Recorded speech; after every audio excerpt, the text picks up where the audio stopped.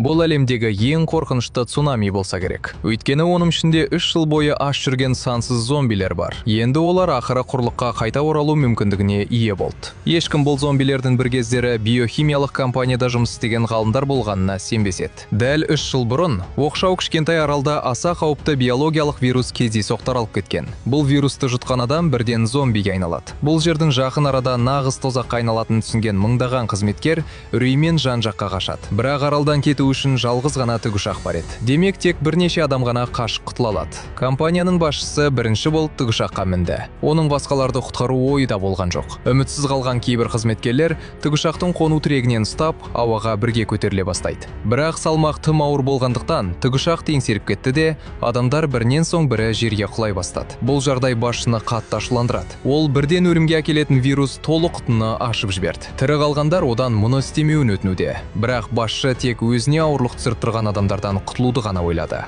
Бірнеше секундтың ішінде қону тірегінен ұстап тұрғандардың бәрі жерге құлап түседі. Ал улы газ көзді ашып жұмғанша бүкіл аралды жайлап, ондағы адамдардың бәрін зомбиге айналдырды. Ақыры аштық оларды теңізге қарай жетелейді. Олар бір күні цунамиді пайдаланып, қайтадан құрлыққа шығамыз деп үміттенді. Бір күні теңізде жүрген бірнеше балықшы кездейсоқ көгілдір түске енген бір мәйітті тауып алады. Олар оны қайыққа тартып шығарды. Мәйіттің денесін бақалшақтар басып кеткен еді. Бұл оның әлдеқашан өлгенін көрсететін.